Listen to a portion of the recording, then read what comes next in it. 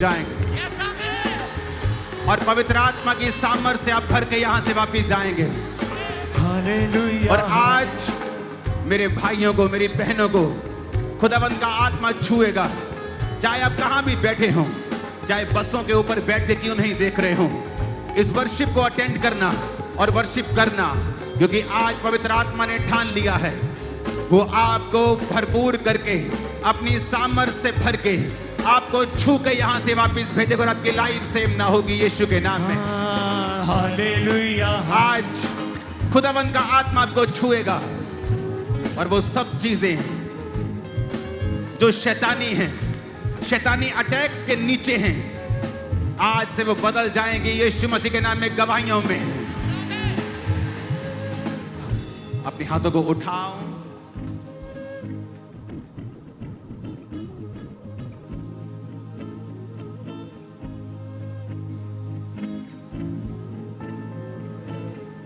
और खुदावंद से कहो, अपने हाथों को उठा के ऊंची आवाज में कहो, मेरे कानों को पिता खोल दे, मेरी आत्मिक आंखों को खोल दे, मैं समझ पाऊं, तेरे कलाम को मैं सुन पाऊं। इन कानों से नहीं, अपने आत्मिक कानों से, यानी मैं उसे सुनूं और समझूं। अपने हाथों को उठाओ, आप जहां भी हैं, जिस ओवरफ्लो में, जिस एरिया में आप बैठे हैं, कोई मायने नहीं करता, आप जहां भी हैं, बसों के ऊपर, छतों के ऊपर, जहां भी आप हैं, जस्ट अपने हाथों को उठाओ और परमेश्वर का आत्मा हमारे बीच में है और गैर भाषा में प्रार्थना करेंगे।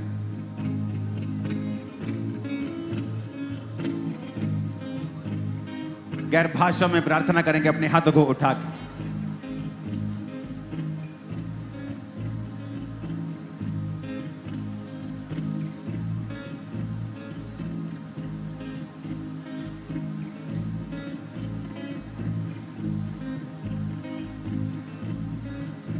प्रभु यीशु मसीह के सामर्थ्य नाम में हम मांगते हैं।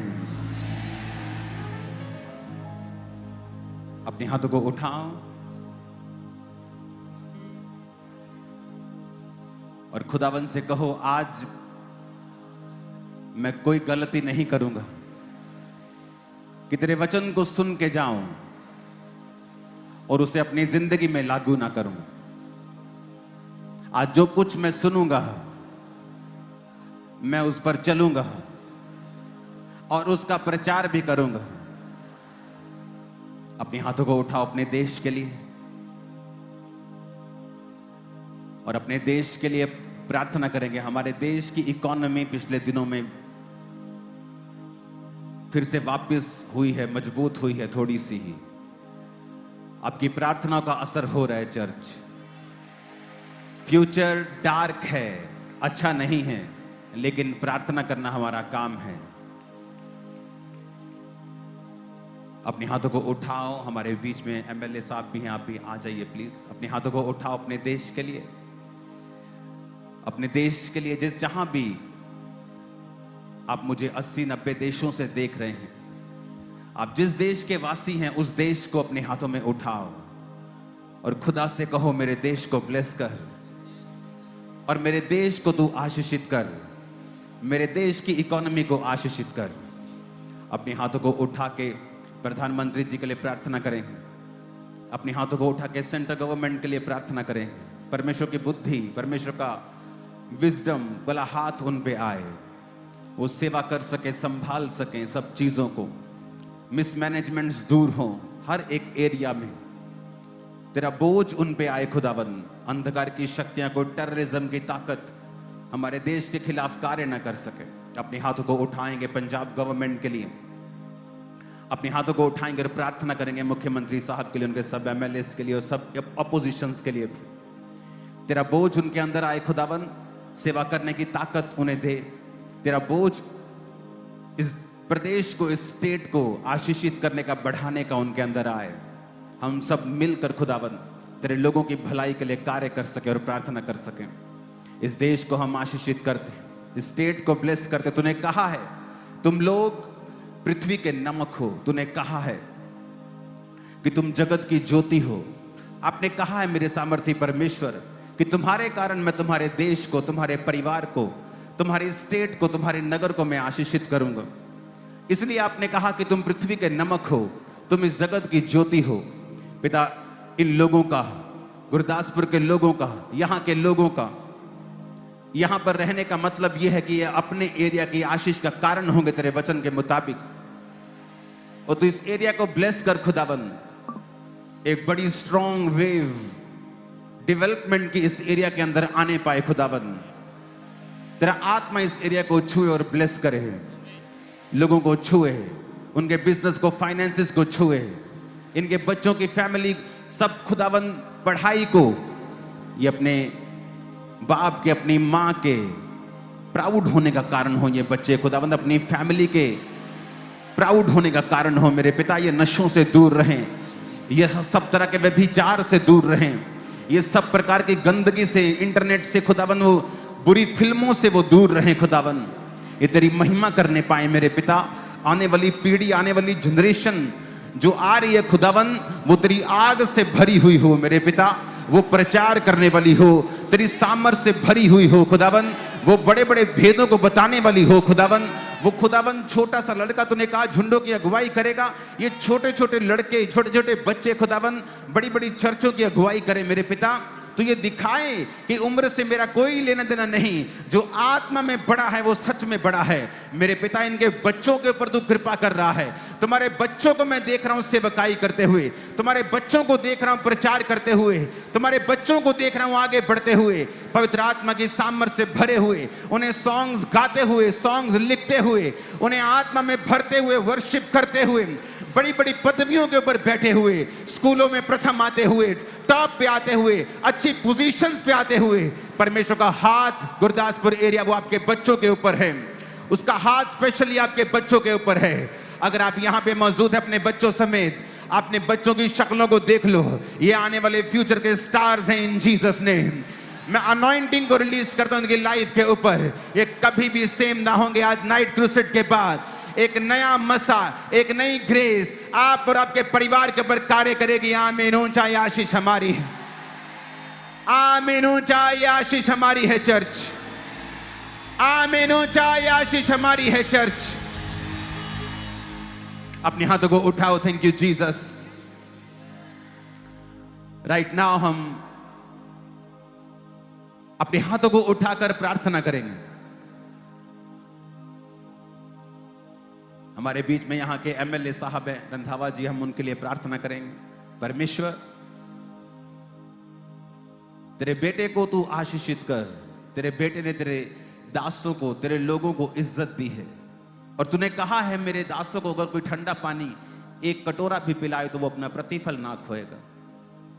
मेरे पिता, तूने भाईचारे के प्रेम के बारे में सिखाया है, तूने दिखाया है लोगों को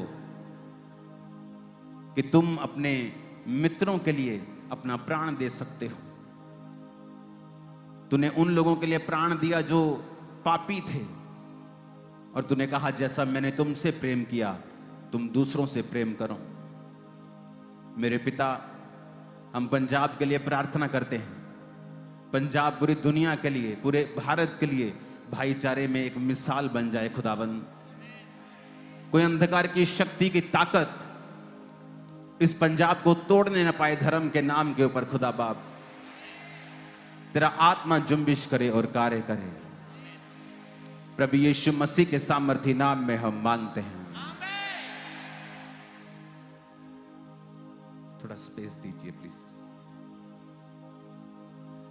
आज ग्राउंड तो भर गई थी और ओवरफ्लोज भर गए थे, लोग बाहर बसों के ऊपर हैं आज, क्योंकि जून का महीना चल रहा है। तो सब जगह पे खेतों में आई थिंक फसलें बोई जा चुकी हैं धान की। तो ये हमारे पास बिगेस्ट प्लेस था, और यहाँ पर अभी मैं पीछे देख रहा हूँ कि 1 लाख से ज्यादा लोग रोड्स के ऊपर थे जब मैं आ रहा था रास्ते में। और नेक्स्ट टाइम एमएलए साहब ने वायदा किया है कि 100 एकड़ में क्रूसेड होगा, वो जगह मैं प्रोवाइड करके दूंगा आपको। और मैं ये सेम फिगर 100 एकड़ की अपनी वाइफ को बोल रहा था, मेरी स्पिरिट में था कि 100 एकड़। गाड़ी में मैंने बात की कि अगला, क्योंकि मैसेज आने शुरू हो गए थे 8 बजे कि पंडाल सारे भर गए हैं, ओवरफ्लोज में लोग बसों के ऊपर बैठे हैं, छतों के ऊपर बैठे हैं, घरों के ऊपर बैठे हैं, कोई ट्रॉलीज के ऊपर बैठा है, बाहर अंदर जगहें नहीं हैं। तो मैं वाइफ को बोल रहा था कि 100 एकड़ हमें चाहिए नेक्स्ट टाइम, कि जहाँ पे लाखों लोग एक जगह बैठ सकें, अलग अलग ओवरफ्लोज ना हो, एक जगह एक छत के नीचे हम बैठकर आराधना कर सके परमेश्वर की। आपके एमएलए साहब बोल रहे थे कि मैंने क्रिश्चियन लोगों को बहुत आदर दिया है। आपके लोग जब मेरे पास आते हैं तो मैंने उनको हमेशा आदर दिया है। तो मैं भी एमएलए साहब को बोल रहा था कि मेरी चर्च में जितने फ्लोर बन चुके हैं, अगर उसका हिसाब लगाया जाए तो आई थिंक वो मोर देन 5 एकड़ होगा जिसको छत चुके हैं हम, लेंटर वाला फ्लोर्स वो सारा एक सिख व्यक्ति ने बनाया है। चर्च को इंजीनियर करने वाले जो व्यक्ति हैं वो सिख हैं। उनका नाम सिख है, वैसे वो प्रभु यीशु मसीह को मानते हैं ऐसा भी नहीं है, वो सिख ही हैं और वो अपने रिलीजन को फॉलो करते हैं। तो मैंने इनको बताया कि परमेश्वर प्रेम करना सिखाता है। अगर एक क्रिश्चियन व्यक्ति के दिल में बुरी चीजें हों तो मैं इनको बताना चाहता हूं कि हम भी पूरा मान सम्मान आपके धर्म के लोगों का हमेशा करते हैं, इसमें कभी कमी नहीं। मेरी चर्च के इंपॉर्टेंट काम आज भी सिख लोग ही करते हैं, जो अपने रिलीजन को फॉलो करते हैं, मुझसे बहुत प्यार करते हैं और मैं उनसे बहुत प्यार करता हूं। पंजाब के लोगों को एक मिसाल बनना है कि धर्म के नाम पे हमें बंटना नहीं है। हम एक दूसरे को पकड़ेंगे, एक दूसरे को ब्लेस करेंगे और दुनिया के लिए एक मिसाल बनेंगे। आज जहां भी दुनिया में मैं जाता हूं, वो न्यूजीलैंड हो, ऑस्ट्रेलिया हो, कनाडा हो, अमेरिका हो, वहां भी अलग अलग रिलीजन के लोग मुझे मिलते हैं, मीटिंग्स को अटेंड करते हैं, मान सम्मान करते हैं, अपने धर्म को वो फॉलो करते हैं, लेकिन देखने के लिए मुझे आते हैं, मीटिंग्स में आते हैं। और मैं उनको एक ही बात बताता हूं कि प्रभु यीशु मसीह ने पूरे जगत के लिए अपने प्राण दिए हैं। वो नया धर्म बनाने के लिए या कन्वर्ट करने के लिए नहीं आया, वो इतना छोटा नहीं है। ये पृथ्वी एक बूंद के, एक रेत के कण के समान है यूनिवर्स के सामने। अगर उसे अपने राज्य स्थापित करने हैं यहां पे, कहता मैं इतना छोटा नहीं हूं कि एक रेत के कण के ऊपर राज्य स्थापित करूं। मेरा राज्य बड़ा है और स्वर्ग के ऊपर है।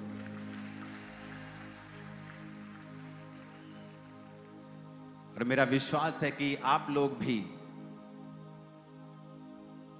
धर्म के नाम पर बटेंगे नहीं, कटेंगे नहीं, ब्लेस करेंगे लोगों को, अपने पड़ोसियों को, प्रार्थना करेंगे एक दूसरे के लिए। ये जीसस की रियल स्पिरिट है। उसने हमें प्रेम की, संयम की, सामर्थ्य की, साउंड माइंड की उसने आत्मा हमें दी है। हालेलुया। और मेरा बिलीव है कि आज जो मैसेज आप सुनने जा रहे हो और जो वर्ड ऑफ गॉड आप लेने जा रहे हो और जिस स्पिरिट से आप यहां पे भरने जा रहे हो, आपकी एंटायर लाइफ आज के मैसेज के बाद सदा के लिए चेंज हो जाएगी। और यही मेरा मकसद था यहां आने का। मेरी क्वायर सारी गुरदासपुर की है, तो गुरदासपुर एक पवित्र शहर मैं इसे मानता हूं। मैंने गुरदासपुर को हमेशा बोला ये मेरे लिए पवित्र शहर है। जब भी मैं यहां आता हूं ये वर्ड मेरे पास हमेशा गूंजता है। तो thank you so much MLA साहब वो ऑनर देने के लिए। मैं जब रास्ते में आ रहा था तो परमेश्वर ने मुझे एक और बात बोली। आप जानते हैं कि मैं सब पार्टियों को प्यार करता हूं और सबको गाइड करता हूं। आप कैसे मेरे लोगों का फेवर पा सकते हैं, मैं सबको बताता हूं। फॉलो आपने करना है। हमारी चर्च को बहुत बार एमएलए टिकट्स ऑफर की गई है, मेरी चर्च को, मैंने कभी नहीं ली, मैंने मना किया है। अगर मुझे वो लेनी होती मैं कब का ले चुका होता और काम कर चुका होता, क्योंकि मेरा मकसद धरती का राज्य नहीं है।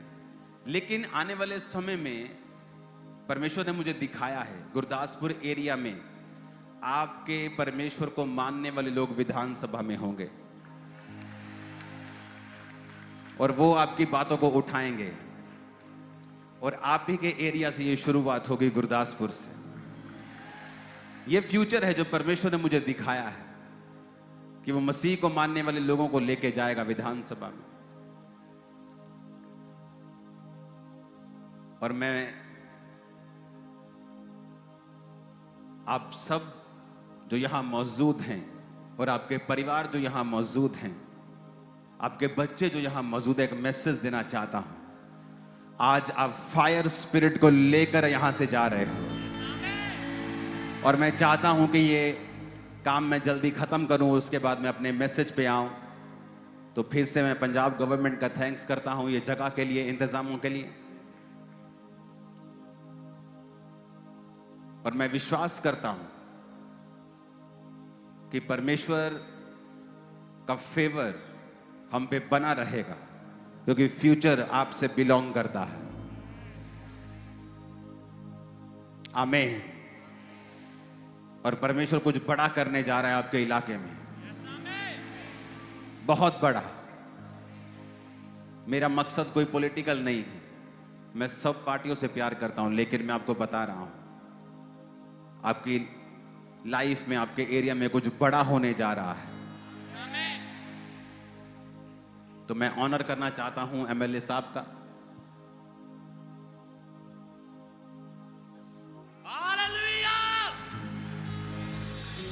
परमेश्वर के दास के द्वारा यहाँ के एमएलए मिस्टर गुरप्रीत रंधावा जी को सम्मानित किया जा रहा है। तो कलीसिया प्लीज परमेश्वर की तारीफ करते जाएं आज के इस अच्छे दिन के लिए, और परमेश्वर के नाम को महिमा देना, ऑनर देना, ये हमारा काम है। तो तालियां बजाते हुए परमेश्वर का सब थैंक्स करेंगे।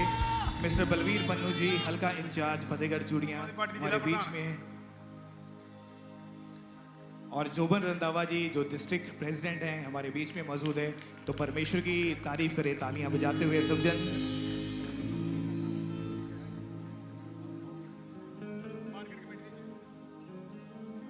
मिस्टर रंजीत सिंह बाट, चेयरमैन ऑफ कलन और मार्केट, जो हमारे बीच में मौजूद है। प्रभु की तारीफ करें, परमेश्वर के नाम को महिमा दें। परमेश्वर के दास के द्वारा उनको सम्मानित किया जा रहा है। परमेश्वर के नाम को आप महिमा देते जाएं। बहुत सारे लोग जो अभी फील्ड में जो परमेश्वर का काम कर रहे हैं, बड़ी बड़ी पोस्ट के ऊपर हैं, उनको आज परमेश्वर के दास के द्वारा अंकुरला मिनिस्ट्रीज के इस पुलपिट के ऊपर से सम्मानित किया जा रहा है।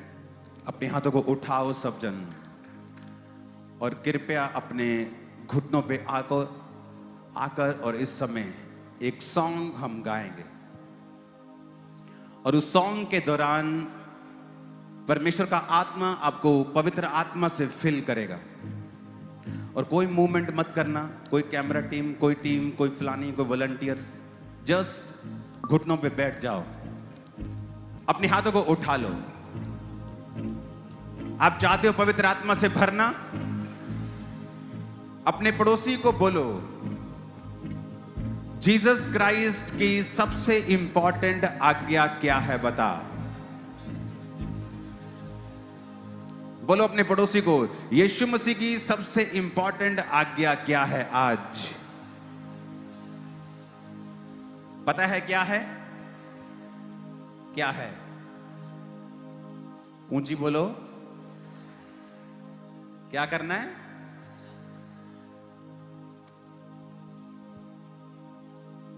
जब प्रभु यीशु मसीह मुर्दों में से जी उठे और 40 दिन वो चेलों के संग रहे और मिरेकल्स करते रहे, उनके साथ खाना खाते रहे, उन्हें यह दिखाने के लिए कि मैं आत्मा नहीं हूं, मैं हड्डी और मांस हूं, मैं जी उठा हूं। 40 दिन प्रचार करने के बाद वो एक पहाड़ पे थे, और उस पहाड़ पर परमेश्वर ने कहा मत्ती 28 उसकी 19 और 20 आयत में उसने कहा, इसलिए तुम जाओ और सब जातियों के लोगों को चेला बनाओ, उन्हें सब बातें जो मैंने तुम्हें आज्ञा दी हैं मानना सिखाओ, और देखो मैं जगत के अंत तक तुम्हारे संग हूं।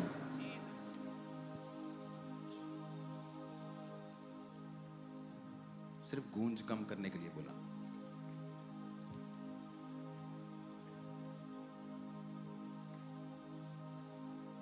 अपने पड़ोसी को बोलो, परमेश्वर की आज्ञाओं को मानना है। फिर से पढ़ेंगे, मत्ती को उसने कहा, तुम जाओ और सब जातियों के लोगों को चेला बनाओ, सब बातें जो मैंने तुम्हें आज्ञा दी हैं मानना सिखाओ, और देखो मैं जगत के अंत तक तुम्हारे संग हूं। अगर आप अपनी लाइफ का बेस्ट वर्जन देखना चाहते हैं, आज एक बहन यहां बैठी है जो बोलती है और वो दुखी है और ये कह रही है परमेश्वर को, क्या यही लाइफ है? एक आदमी जो फाइनेंशियली पेन में है, कर्जों में है, बीमारियों में है, वाइफ बीमार है, बच्चे बीमार हैं, और वो कह रहा है क्या यही लाइफ है? एक यंग आदमी डिप्रेशन में है, नशों में है, और उसे लगता है क्या यही लाइफ है? नहीं, ये आपका बेस्ट वर्जन नहीं है। ये वो नहीं है जो परमेश्वर आपको देखना चाहता है। लेकिन अपने आप में से बेस्ट वर्जन निकालने के लिए आपको एक आज्ञा को फॉलो करना होता है जो बाइबल में लिखी गई है।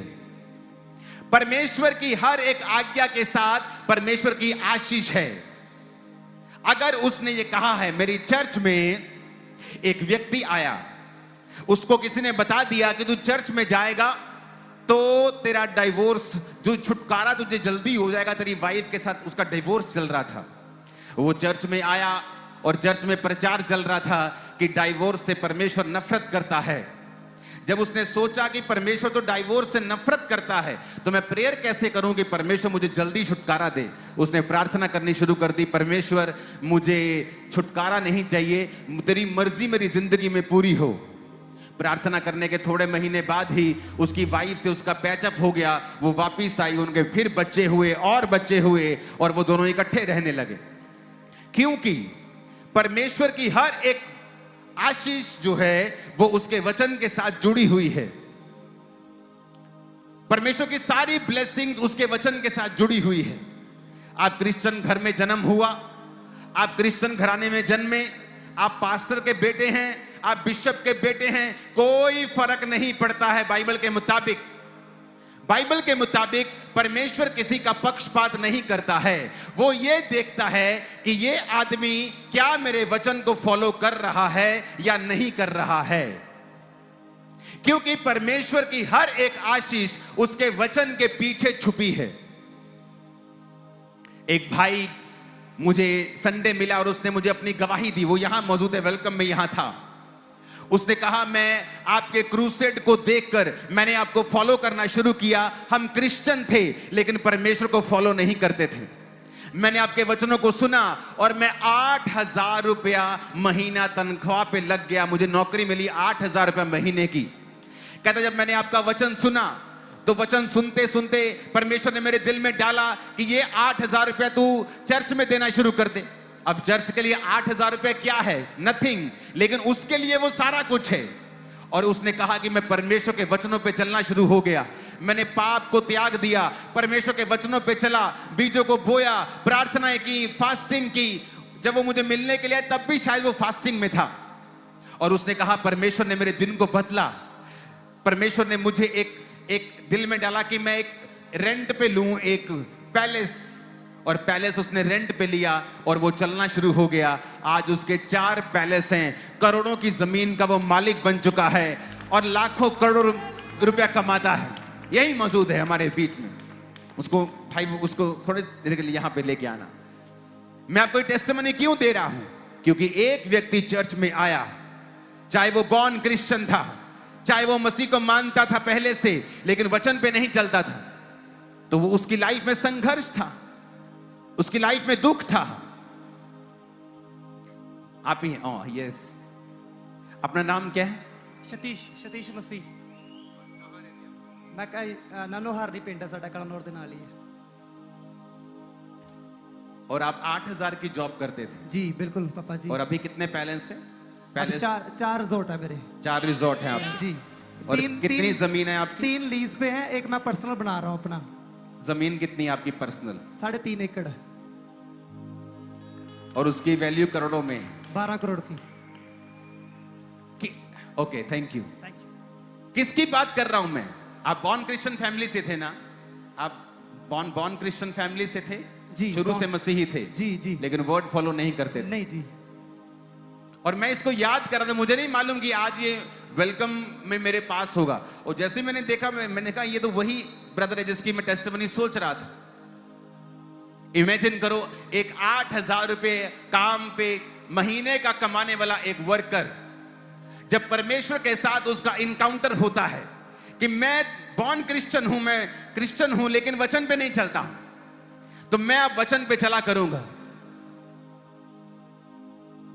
और लाइफ चेंज हुई क्योंकि परमेश्वर में बोया गया व्यर्थ नहीं होता है उसमें की गई पवित्रताई मेहनत व्यर्थ नहीं होती है परमेश्वर की हर एक आज्ञा के पीछे एक आशीष छुपी है वो 8,000 रुपए काम करने वाला एक मजदूर वो परमेश्वर का बेस्ट वर्जन नहीं था वो तुम थे उसमें परमेश्वर मिला हुआ नहीं था वो तुम थे इंसान थे जो स्ट्रगल कहता है मैं स्ट्रगल के लिए पैदा हुआ वो इंसान था विदाउट गॉड विदाउट जीसस फैसला किया कि मैं अपना जीवन परमेश्वर को दूंगा चर्च को फॉलो करना शुरू किया टीचिंग को फॉलो करना शुरू किया दिन बदलने शुरू हुए एक रिजॉर्ट से इतनी कमाई होने लगी किराए पे लिया था फिर दूसरा फिर तीसरा फिर अपना बना रहे हैं वे जमीन ली कैसे बदला वचन के कारण बदला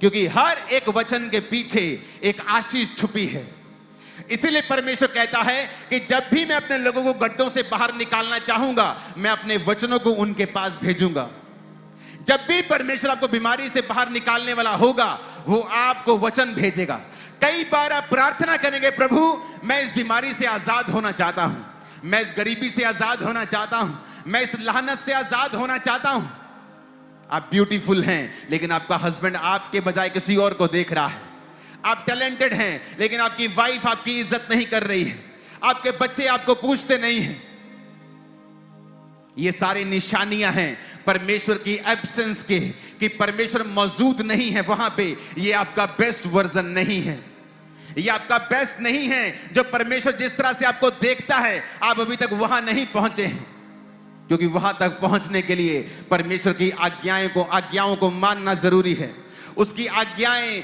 आसान हैं उसकी आज्ञाएं मुश्किल नहीं हैं उसकी आज्ञाएं धर्म परिवर्तन नहीं करती उसकी आज्ञाएं मन परिवर्तन करती हैं उसकी आज्ञाएं जीवन परिवर्तन करती हैं और जब आप उनकी आज्ञाओं को मानने लगते हैं जब आप परमेश्वर की आज्ञाओं को सुनने लगते हैं और उसकी आज्ञाओं को मानने लगते हैं आप किसी भी धर्म से क्यों नहीं हैं आप किसी भी जाति से क्यों नहीं हैं परमेश्वर आपकी प्रार्थनाओं को सुनने लगता है हजारों लोग हैं हजारों लाखों लोग हैं चर्च में आके जिन्होंने नशे को छोड़ा है और परमेश्वर ने उनको आशीषित किया है कितने लोग हैं यहां पर जो चर्च आने के बाद नशा छोड़ चुके हैं दोनों हाथों को हिलाओ जरा ये देखो मारो जरा कैमरा दोनों हाथों को जोर जोर से हिलाओ जरा लाखों लोग आपको मिलेंगे दोनों हाथों को हिलाओ जरा जोर से आप जिस एरिया में देखेंगे जिस जगह देखेंगे जहां जेंट्स ज्यादा हैं आपको आप देखेंगे वहां पे लाखों लोगों ने नशों को छोड़ा है यह कैसे पॉसिबल हुआ परमेश्वर की सामर्थ्य के द्वारा अपने पड़ोसी को बोलो परमेश्वर की हर एक आज्ञा के पीछे एक आशीष छुपी हुई है आमीन वो आज्ञाएं आज मैं आपको बताने वाला हूं आप हो सकता है यहां आशीष के लिए आए हों चंगाई की प्रार्थना के लिए आए हों आप यहां पे हो सकता है गरीबी से आजादी लेने के लिए प्रभु से आए हों मेरे दिन बदल दे परमेश्वर मुझे बेबी दे खुदावन या कोई भी आपकी प्रार्थना हो सकती है लेकिन मैं आपको एक आज्ञा दूंगा जो परमेश्वर ने आप लोगों के लिए दी है जब आप उस आज्ञा को फॉलो करेंगे मैं आपको वायदा करता हूं आपका ड्रीम लाइफ आपके संग होगी, आप उसको जी रहे होंगे, आप उसको देख रहे होंगे, आप उसको जी रहे होंगे। आमीन। ऊंचाई आशीष हमारी है चर्च। परमेश्वर ने कहा है, जब हम प्रेरितों के काम 1 उसकी 8, मत्ती 9 उसकी 37, मत्ती 28 उसकी 19, 20, हम आज पढ़ेंगे मत्ती 9 उसकी 37 आयत को। जीसस ने कहा, तब यीशु ने अपने चेलों से कहा, पके खेत तो बहुत हैं परंतु मजदूर थोड़े हैं। आपको आशीष लेने का तरीका बता रहा हूं। आपको आशीष जीसस ने देनी है। आपके गर्भ को जीसस ने खोलना है। आपको लाहनतों से आजाद जीसस ने करना है। आपको शर्मिंदगी से आजादी प्रभु यीशु ने देनी है। मुझे उसने आजाद किया है शर्मिंदगियों से। मैं उसको जानता हूं पर्सनली, और मैं ये आपको बता सकता हूं कि आपकी हर एक सवाल का जवाब प्रभु यीशु मसीह के पास है, और उसके दिल में कुछ है जो वो आपसे कह रहा है। एक अच्छा नौकर कैसा होता है? जीसस ने कहा, उसने कहा एक अच्छा नौकर वो नहीं है कि जो उसका मालिक कहे वो वही करे। वो भी ठीक है, लेकिन जीसस ने कहा एक अच्छा नौकर वो है जो अपनी मालिक की बातों को समझकर वो भी करे जो मालिक ने नहीं कहा है। उसने कहा अगर मालिक ने तुझे खाना बनाने की ड्यूटी दी है, एक अच्छा नौकर वो है जो खाना खिलाते समय उसके पांव भी दबाए। मैं ये नौकरी की बात नहीं कर रहा हूं, मैं ये नौकर की बात नहीं कर रहा हूं, मैं एक एग्जाम्पल दे रहा हूं जो जीसस ने दी है। आज लोगों को नहीं पता है आशीष कहां है। परमेश्वर यीशु मसीह ने 2006 में, जब मैं मेंटली अपसेट के अटैक्स के नीचे, डिप्रेशन के नीचे था, प्रभु में आकर भी न्यूरोलॉजिस्ट के पास जाता था, वो दवाइयां देते थे, दवाइयां खाता था, दवाइयों से आराम नहीं आता था, दवाइयां खानी बंद कर दी थी, कोई इलाज नहीं हो रहा था। प्रभु यीशु मसीह ने मुझे एक बात बोली थी अपने दास के द्वारा कि जब तू लोगों के ऊपर प्रार्थना करेगा, जब लोग तेरी प्रार्थना से चंगे होंगे, जिस नल से पानी निकलेगा वो नल खुद भी सूखा नहीं रहेगा। तू जीसस की आज्ञाओं को मान और उसे फॉलो कर, यही विश्वास है। कैसे छूटी एक लड़की जो एक बंधुआ मजदूर थी नमान कोड़ी के घर में। नमान कोड़ी बाइबल कहती है बड़ा प्रतिष्ठित आदमी था, और उसने राजा को, जो सेनापति था वो, उस राजा का उसने बड़े युद्ध जिताए थे, और बड़े पैसे वाला, बड़ा इन्फ्लुएंशियल वो आदमी था। लिखा पर वो कोड़ी था। एक पर लगना आपकी सारी क्वालिफिकेशन को खत्म कर देता है कि पैंजी मुंडा बड़ा पढ़िया लिखिया है, मुंडा बड़ा अमीर है, मुंडा बड़ा लंबा चौड़ा सोना, पर वो नशे करता है। सारा कुछ खराब कर दिया। जब तूने कहा पर वो नशे करता है, सारा दिन पड़ा रहता है नशे करके, वो सारी क्वालिफिकेशन खत्म हो गई। नमान की जिंदगी में ये लानत थी। वो ऊंचा था, लंबा था, सेनापति था, लड़ने में अच्छा था, प्रतिष्ठित था, अमीर था, राजे का फेवरेट था, पर वो कोड़ी था। उसके घर में एक नौकरानी काम करती थी।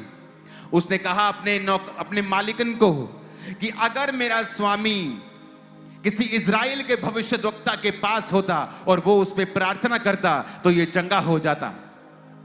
उस लड़की ने ये नहीं सोचा कि मैं खुद तो अभी बंधी हुई हूं, मैं टेस्टिमनी कैसे दे सकती हूं। वो मुझसे ये नहीं पूछेगा कि अगर तेरा परमेश्वर इतने सामर्थ्य है तो तू मेरे घर में नौकरी क्यों कर रही है, तू मेरे घर में झाड़ू क्यों लगा रही है, पोछा क्यों लगा रही है। अगर तेरा परमेश्वर इतना ही अच्छा होता तो तुझे बचा ना लेता बंधुआ मजदूर बनने से।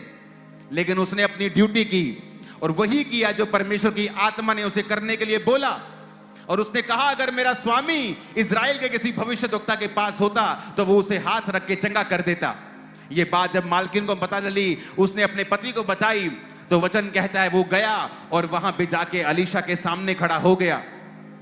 और परमेश्वर ने वचन दिया, जा और यरदन नदी में 7 डुबकियां मार, तेरा कोढ़ ठीक हो जाएगा।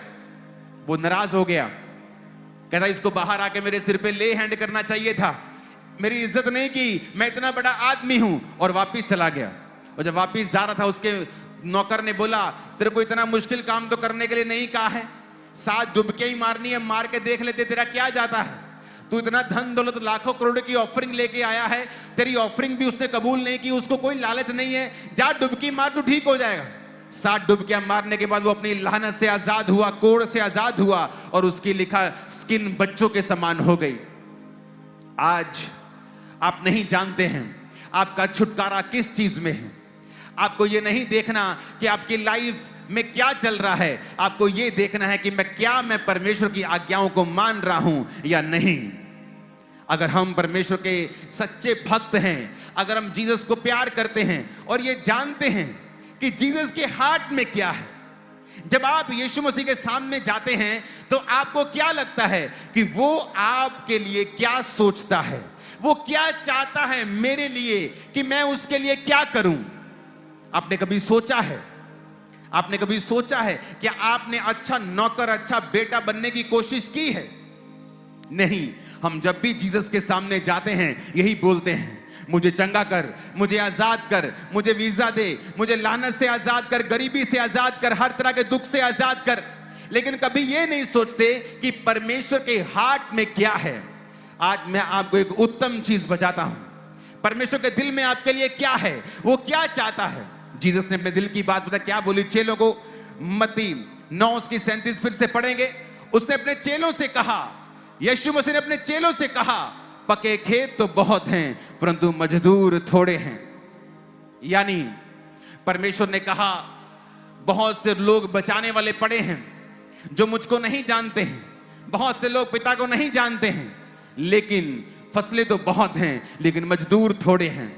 वो मजदूर जो फसलों को काट सकें, वो मजदूर जो जाके फसलों की कटनी कर सकें और उन्हें इकट्ठा कर सकें, मजदूर थोड़े हैं। परमेश्वर ने एक वायदा किया था पुराने नियम में, उसने कहा जो मेरे याजक लोग होंगे मैं उन्हें उत्तम दाखरस दूंगा। 10 बेस्ट तेल लेके आना, 10 बेस्ट ऑफ द बेस्ट तेल में जो सबसे बेस्ट होगा वो मेरे याजक को जाएगा। वो प्रतिबिंब था, वो एक प्रतिबिंब था आने वाले समय का, नए नियम का, कि परमेश्वर ने कहा अगर तुम मेरे मजदूर बन जाओ, अगर तुम मेरा काम करने वाले बन जाओ, तो मैं तुम्हें दुनिया की उत्तम से उत्तम आशीषों से भर दूंगा। जो तुम्हें चाहिए, जो तुम मांगते हो लेकिन पाते नहीं हो, जो तुम्हें चाहिए लेकिन तुम गवाचे हुए हो, तुम गुम चुके हो, तुम्हें पता नहीं वो चीजें लेनी कैसी हैं। आज कौन नहीं है जो बेस्ट लाइफ नहीं जीना चाहता है, लेकिन आप नहीं जी रहे हैं, लोग नहीं जी रहे हैं जब तक वो इस वचन पे नहीं आते कि इस जगत के परमेश्वर ने आपको एक स्पेशल काम के लिए चुना है। जब यीशु मसीह मुर्दों में से जी उठे, उसने एक स्पेशल आज्ञा दी है। वो आज्ञा प्रेरितों के लिए सिर्फ नहीं है, सिर्फ पास्टर्स के लिए नहीं है, इवेंजलिस्ट लोगों के लिए नहीं है, वो सिर्फ प्रचारकों के लिए, टीचर्स के लिए नहीं है। उसने सबसे कहा, 500 से अधिक व्यक्ति जो उस समय यीशु मसीह के संग थे पहाड़ के ऊपर, उसने सबसे कहा, कहता जाओ और सब जातियों के लोगों को चेला बनाओ। मेरी बातें जो शुरू से लेकर अंत तक मैंने तुम्हें सिखाई हैं उन्हें मानना सिखाओ, और देखो जगत के अंत तक मैं तुम्हारे साथ हूं। आज जो व्यक्ति इस आज्ञा को मानता है, जिसको जीसस के हार्ट के बारे में मालूम हो रहा है कि देखो यीशु ने कहा, मेरे यीशु ने कहा कि मजदूर थोड़े हैं, वो ढूंढ रहा है मजदूरों को, वो चाहता है, क्राइस्ट चाहता है कि मजदूर बढ़ें। यीशु ने कहा देखो फसलें बहुत हैं, काटने वाले मजदूर नहीं हैं, ये फसलें खराब हो जाएंगी, अगर एक समय तक नहीं कटेंगी तो सड़ जाएंगी पड़ी पड़ी, तो मुझे मजदूर चाहिए जो फसलों को काट सकें। और आपको मालूम होना चाहिए जो परमेश्वर के पवित्र लोग हैं, जो उसके प्रचारक हैं, जो उसका काम करने वाले लोग हैं, उनके लिए परमेश्वर ने एक स्पेशल आशीष ठहराई है। वो अपनी लाइफ के बेस्ट वर्जन को देखते हैं, अपनी मिनिस्ट्री के बेस्ट वर्जन को देखते हैं, अपने परिवार के बेस्ट वर्जन को देखते हैं, क्योंकि अब वो परमेश्वर के सुसमाचार के साथ जुड़ गए हैं। आप में से कितने लोग ऐसे हैं जो रोज परमेश्वर का प्रचार करते हैं? प्रचार करने के लिए आपको पुलपिट की जरूरत नहीं है, प्रचार करने के लिए आपको सोशल मीडिया की जरूरत नहीं है कि आप वहां पे जाके प्रचार करें तो तभी प्रचार होगा। अपने घरों में आप प्रचार कर सकते हैं, अपने रिश्तेदारों में आप प्रचार कर सकते हैं। मेरे चर्च में एक लड़की काम करती थी, मॉल में काम करती थी, चर्च में आती थी। वो मॉल में जब काम करती थी, उसे किसी लड़के ने फ्रेंडशिप का ऑफर किया कि क्या तुम मेरे साथ फ्रेंडशिप करोगी? उसने बताया, उसने कहा नहीं, मेरी ऑलरेडी किसी के साथ फ्रेंडशिप हुई है। उसने कहा किसके साथ? उसने कहा यीशु के साथ, जीसस के साथ मैं ऑलरेडी फ्रेंडशिप में हूं, अब मैं तुम्हारे साथ फ्रेंडशिप नहीं कर सकती। ये बात उसको इतनी अजीब लगी कि मैंने लाइफ में पहली लड़की देखी है जो एक लड़के को बोल रही है कि नहीं, मुझे फ्रेंडशिप तुझसे नहीं करनी, मेरी गॉड के साथ फ्रेंडशिप है। उस लड़के को इतना प्रभावित हुआ कि वो लड़का चर्च आना शुरू हुआ। उसने आके देखा कि तुम कहां जाती हो जहां पवित्रता की बातें होती हैं, जो परमेश्वर ये कहता है कि बिना पवित्रता तुम परमेश्वर को देख भी नहीं सकते। देखने का मतलब आंखों से देखना नहीं, देखने का मतलब उसके कामों को देखना, उसके हाथ को देखना, अपने बिजनेस के ऊपर, शरीर के ऊपर, परिवार के ऊपर, अपने जीवन के ऊपर प्रभु के हाथ को, बड़े हाथ को काम करता हुआ देखना। खुदा ने कहा बिना पवित्रता के तुम नहीं देख सकते, मेरे हाथ को काम करता हुआ तुम नहीं देख सकते। वो लड़की ने प्रचार किया। उसने प्रचार करने के लिए माइक नहीं पकड़ा, अपनी लाइफ का कैरेक्टर ऐसा बना लिया कि उसकी जिंदगी चलता फिरता एक प्रचारक बन जाए, वो चलती फिरती प्रचारक बन जाए। आप में से कितने लोग ऐसे हैं जो रोज प्रचार करते हैं? जब मुझे पता है कि क्राइस्ट के दिल में सबसे टॉप के ऊपर अगर कोई पॉइंट है वो ये है कि जाओ और सब जातियों के लोगों को चेला बनाओ। और उसने ये बात अपने चेलों से पहले भी कही थी कि देखो फसलें बहुत हैं लेकिन मजदूर थोड़े हैं। उसने ये पहले भी कहा था कि मैं चाहता हूं कि तुम लोगों को बचाओ। 2 कुरिन्थियों 5 उसके 20 में लिखा है, पौलुस कहता इसलिए हम मसीह के राजदूत हैं, मानो परमेश्वर हमारे द्वारा विनती कर रहा है। हम परमेश्वर की ओर से निवेदन करते हैं, मसीह की ओर से निवेदन करते हैं कि परमेश्वर के साथ मेल मिलाप कर लो। वो कहता मैं परमेश्वर का राजदूत हूं, I am the ambassador of God. मैं परमेश्वर की ओर से लोगों को विनती करता हूं कि जाओ यीशु मसीह के द्वारा परमेश्वर से मेल मिलाप कर लो। मैं आपको बताना चाहता हूं, पंजाब में तो सब लोगों को पता होगा, यहां के लोग फॉरेन जाने के शौकीन हैं। जब आप दिल्ली में अमेरिकन एम्बेसी जाते हैं तो इंडिया का कोई भी पुलिस ऑफिसर, इंडिया का कोई भी लॉ वहां नहीं चलता है, क्योंकि वो American embassy is like a USA. वहां कोई भी लॉ के नीचे चीजें नहीं आती। अगर आप एम्बेसी के खिलाफ लड़ते हैं, अगर इंडियन एम्बेसी यूएसए में है, कोई एम्बेसी पे हमला करता है तो वो इंडिया पे हमला करने के बराबर है।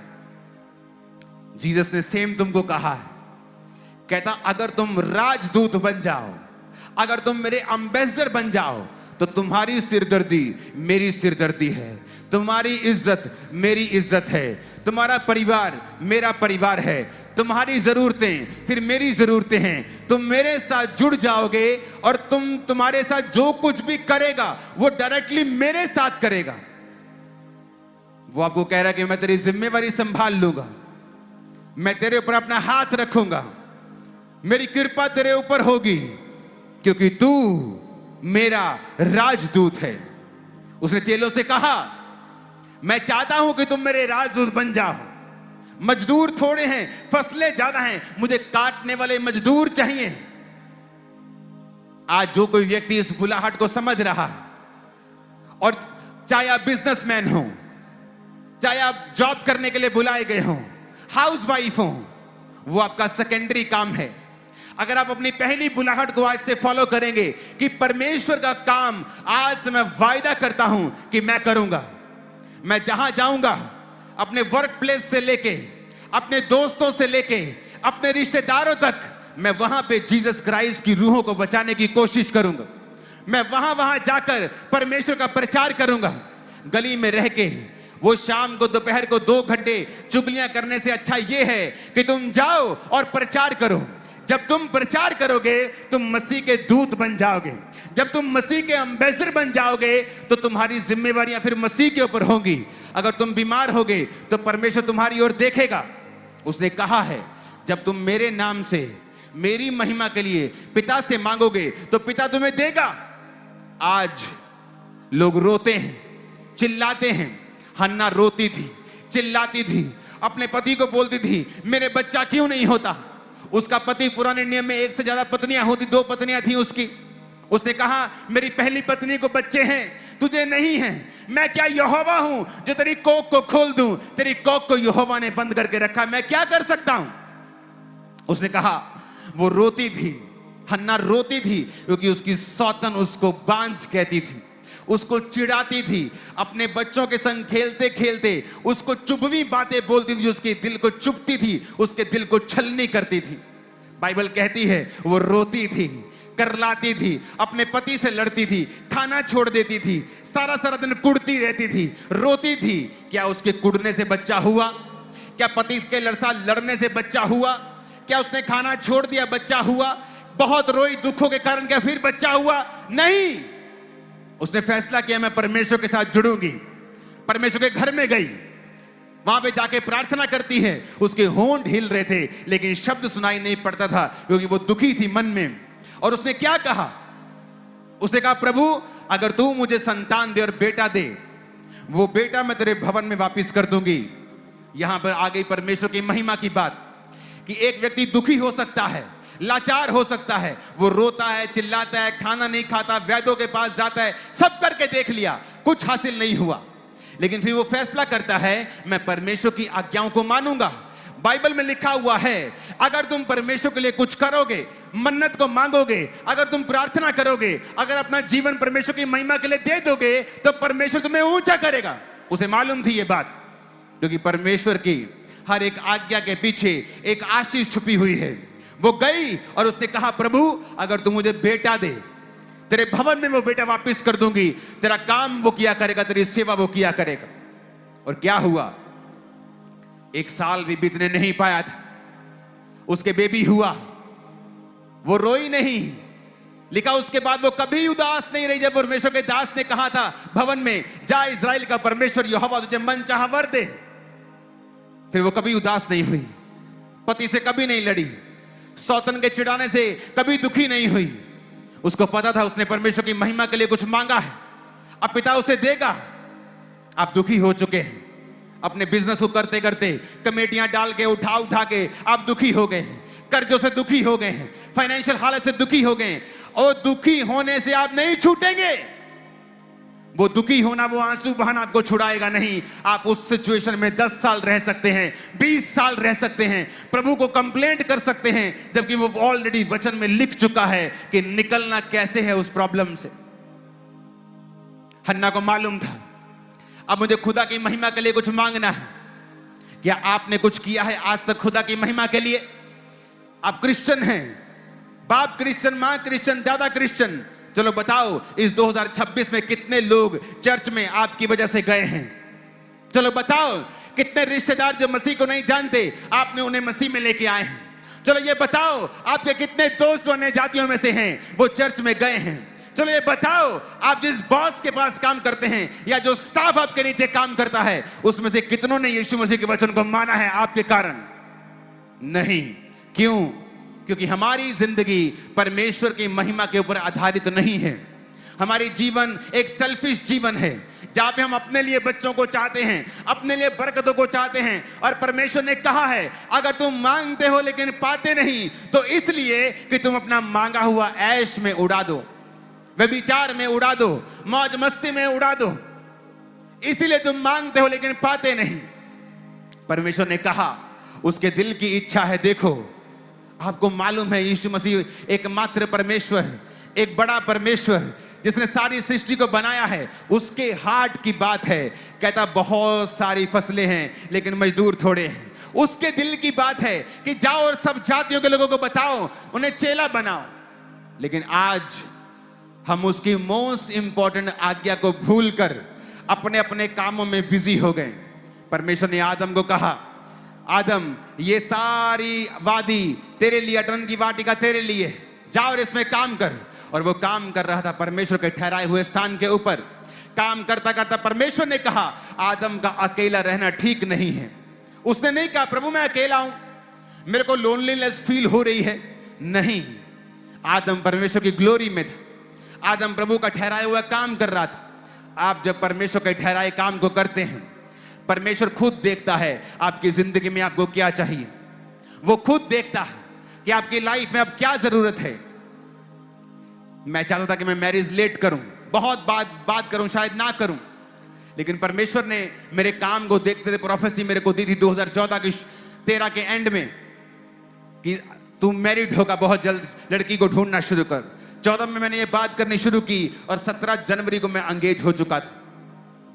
परमेश्वर जानता है आपको क्या चाहिए, कब देगा वो, जब आप मशरूफ होंगे, बिजी होंगे परमेश्वर के ठहराए हुए कामों को करने के लिए। आप दुखी हैं क्योंकि आपको अच्छा रिश्ता नहीं मिल रहा, लेकिन आप इसलिए दुखी नहीं हैं कि आपके मोहल्ले के लोग बचाए नहीं जा रहे हैं। बहुत से आपके दोस्त, बहुत सी आपकी सहेलियां, मेरे बहनों की अभी तक मसीह में नहीं हैं। उस बात के लिए आप दुखी नहीं हैं, पर आप इस बात के लिए दुखी हैं कि आपका रिश्ता आपको नहीं मिल रहा है। जब आप उस बात के लिए दुखी होंगे जिस बात के लिए परमेश्वर दुखी है, तो वो आपके सुखों का ध्यान रखेगा, वो आपका बेस्ट वर्जन आपके बीच में से निकाल कर देगा। आज मैं हैरान होता हूं कि आप ये सोच सकते हैं कि एक 8,000 कमाने वाला व्यक्ति आपको आके ऑफिस में बोले कि उसने 12 करोड़ की जमीन ली है। और मैं कोई पुरानी पीढ़ी की बात नहीं कर रहा हूं, मैं 10 साल की सिर्फ बात कर रहा हूं। 10 साल में टर्न अराउंड हुआ, और टर्न अराउंड होना उस 2-3 साल की शुरुआत में ही जब फॉलो करना शुरू किया, शुरू हो गया था, और वो बढ़ता गया और वो बढ़ता गया। जब आप क्राइस्ट की महिमा के लिए अपना जीवन देते हैं, जीवित चर्चिस के साथ जुड़ते हैं, सिर्फ खामबरा चर्च जीवित चर्च नहीं, बहुत सी चर्चिस जीवित चर्चिस जहां मसीह की महिमा होती है, जहां रूह को बचाने का दर्शन है, जहां परमेश्वर को बचाने, उसकी रूह को बचाने का दर्शन है। जब आप उन सभाओं में जाते हैं, आप उन चर्चिस में जाते हैं, आपका पास्टर चाहे आपको मिले चाहे ना मिले, आप कोई बाबा लाइन में थोड़ी होगा, आपको बाबा से मिलना ही मिलना है।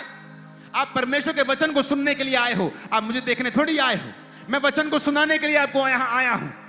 जब आप जीवित चर्चों में जुड़ते हैं, परमेश्वर आपको ध्यान से देखता है, आपकी लाइफ में सारी चीजें होनी शुरू हो जाती हैं, क्योंकि आप जीवित चर्च में हैं जहां पर रूहें बचाने का काम हो रहा है।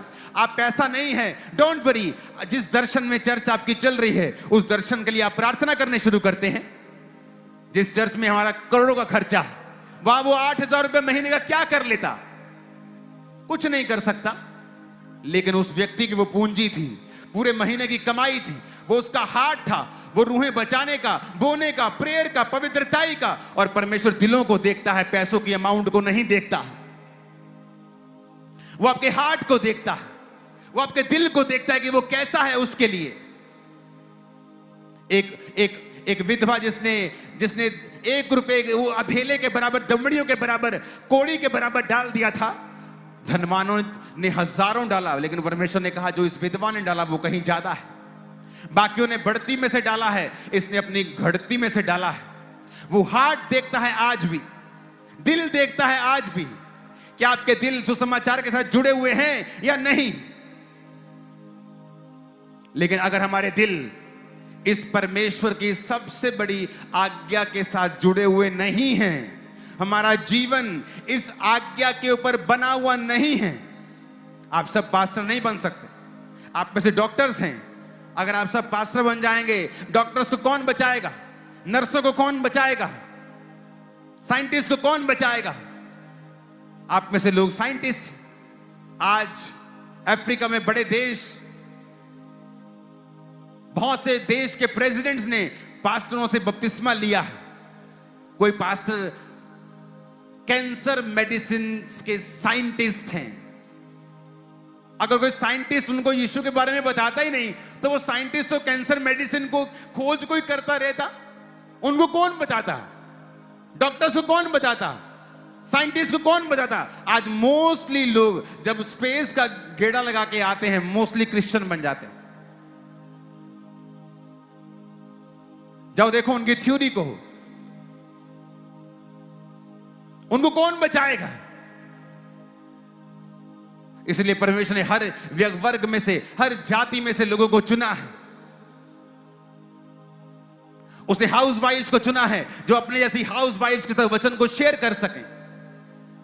अगर हमारे जीवन, याद रखना आज मेरी बात को, अगर हमारे जीवन इस आज्ञा के ऊपर बने हुए नहीं हैं, आप कोई भी हो सकते हैं, आप परमेश्वर की बेस्ट वर्जन को नहीं देखेंगे, आप बेस्ट लाइफ नहीं जी पाएंगे, क्योंकि आप परमेश्वर के हार्ट की जो बेस्ट डिजायर है आप उसके अंडर नहीं है। आप सेल्फिश जीवन जी रहे हैं।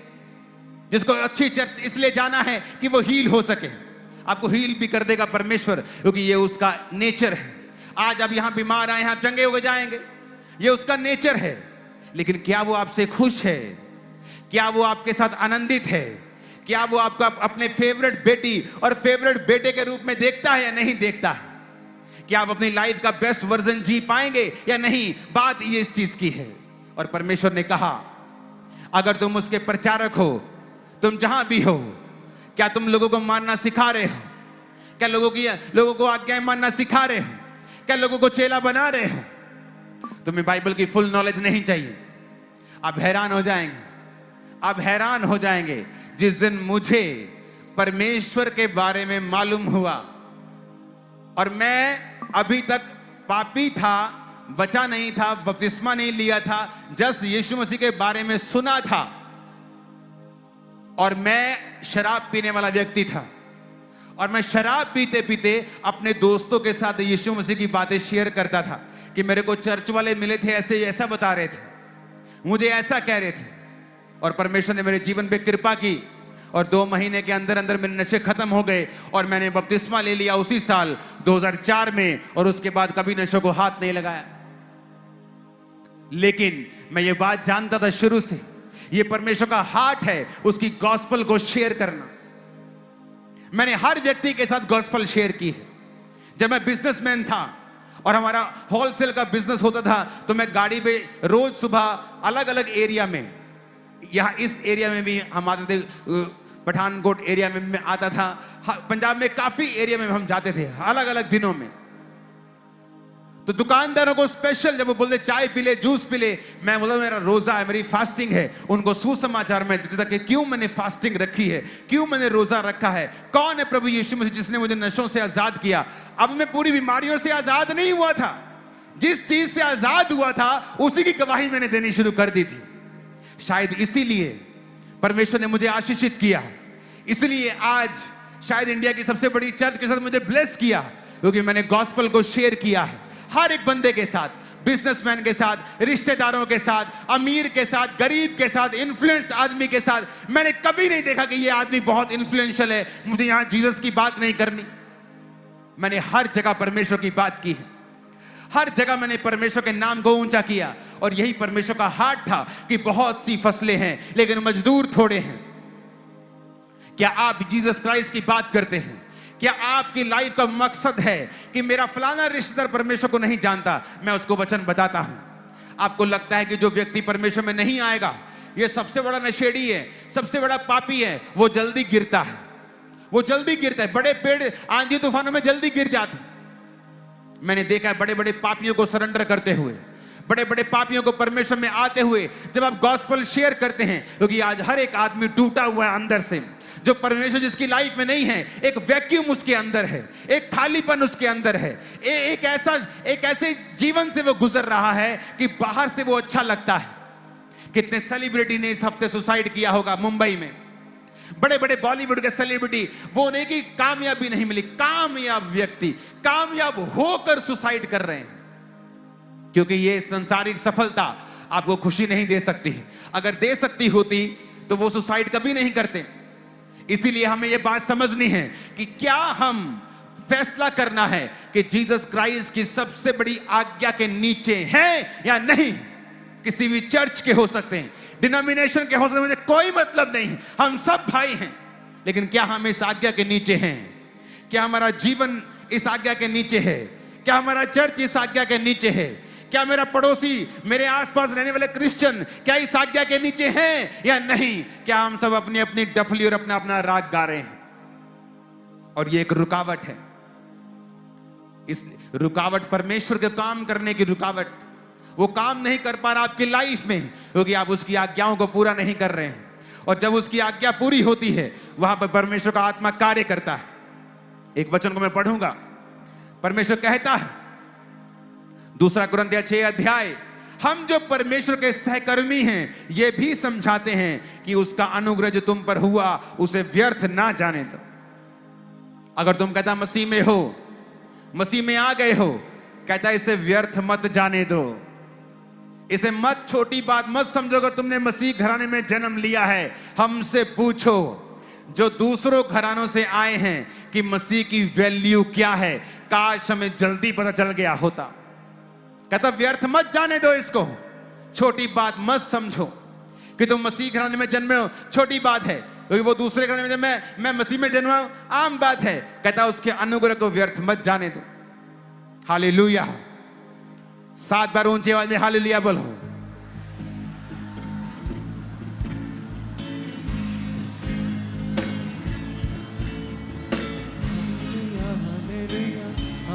Hallelujah, hallelujah.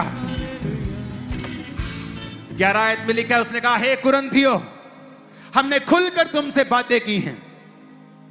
पौलुस कहता है कलीसिया का, कुरिन्थियों की कलीसिया ऑलरेडी मसीह में थी। वो नॉन क्रिश्चियन लोगों से बात नहीं कर रहा, इस समय क्रिश्चियन से बात कर रहा। कहता हमने खुल के तुमसे बातें की हैं, मेरा दिल तुम्हारी ओर खुला हुआ है, तुम्हारे लिए हमारे मनों में कोई संकोच नहीं, पर तुम्हारे ही मनों में संकोच है।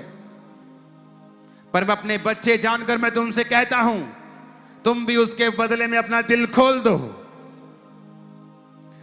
आगे कहता है अविश्वासियों के साथ आसमान जुए में ना जुतो, क्योंकि धार्मिकता और अधर्म का क्या मेल जोल, या ज्योति और अंधकार की क्या संगति, मसीह का बलियाल के साथ क्या लगाव, विश्वासी के साथ अविश्वासी का क्या नाता। तुम पर कहता अनुग्रह हुआ है, हमने खुल के तुमसे बातें की हैं, हमारे मन में तुम्हारे लिए कोई संकोच नहीं है। कहता तुम अगर विश्वासी हो तो अविश्वासियों के साथ आसमान जुए में मत जुतो। एक मसीह का बलियाल के साथ क्या लगाव, एक अविश्वासी का विश्वासी के साथ क्या नाता। नाते की बात कर रहा है, वो घूमने फिरने की बात कर रहा है, वो संगतियों की बात कर रहा है। मैं एक शराब पीने व्यक्ति से नफरत नहीं करता। चर्च में लोग शराब पी के आते हैं, हम उनको मारते पीटते नहीं। अगर एक पापी आत्मिक अस्पताल में जाएगा तो उसी को तो जरूरत है जाने की। एक अच्छा भला आदमी अस्पताल में नहीं जाता। लेकिन मैं शराबियों के साथ संगति नहीं करता। मैं उनके साथ रोज खाता पीता बैठता उठता, खाता पीता बैठता उठता, वो मेरे बेस्ट फ्रेंड नहीं है। मैं उनसे प्यार करता हूं, गॉस्पल शेयर करता हूं, प्रेयर करता हूं, उनको कहीं कुछ चाहिए मैं प्रोवाइड करता हूं, लेकिन संगति नहीं करता। तुम्हारी संगति किसी व्यभिचारी के साथ, जो व्यभिचारी है, जो गलत कामों में है, तुम उसके साथ संगति रखते हो। पौलुस कहता तुम अनुग्रह को व्यर्थ कर रहे हो। जो खुदा ने तुम्हें अनुग्रह दिया ना, तुम मिट्टी में मिला रहे हो। कहता अविश्वासियों के साथ आसमान जुए में क्यों जोत रहे हो। धार्मिकता और अधर्म का क्या मेलजोल। और उसने आगे समझाया, कहता अगर मैं तुम्हें कहूं कि तुम इस जगत के पापियों और शराबियों और व्यभिचारों की संगति ना करो, फिर तुम्हें जगत से ही निकल जाना पड़ेगा। पर कहता मैं तुम्हें उनके साथ मेलजोल ना करने के लिए नहीं कह रहा हूं, मैं संगति की बात कर रहा हूं। वचन कहता है जो परमेश्वर के साथ संगति करता है उसके साथ एक आत्मा हो जाता है। जब आप प्रभु के साथ संगति करते हैं आप वन स्पिरिट हो जाते हैं। आज जब मैं परमेश्वर के आत्मा से यहां आ रहा था तो परमेश्वर ने कहा, मैं मैसेज देने का तैयार नहीं था। परमेश्वर कहा नहीं, लोगों को बोलना है कि गुरदासपुर में से ही वो आपके लोगों को उठाएगा विधानसभा में। उसने कहा मैंने आपको बोल दिया। जब आप उसके साथ संगति करते हैं आप उसके साथ एक आत्मा हो जाते हैं। जब आप पापियों के साथ संगति करते हैं आप उनकी रंगत को लेते हैं। खरबूजे को देखे खरबूजा रंग बदलता है, वो आपके विश्वास को कमजोर करते हैं। एक ऐसा क्रिश्चियन जो आपके संग है और हर तरह के पाप में है, अगर आप खुदा से प्यार करते हैं वो आपका बेस्ट फ्रेंड नहीं हो सकता है। क्योंकि जब आप उसके संग बैठेंगे आप नेगेटिव चीजों को हासिल करेंगे, आप भी पाप की ओर खींचे चले जाएंगे। आप भी खुदा की संगति से दूर होते जाएंगे। Hallelujah, hallelujah.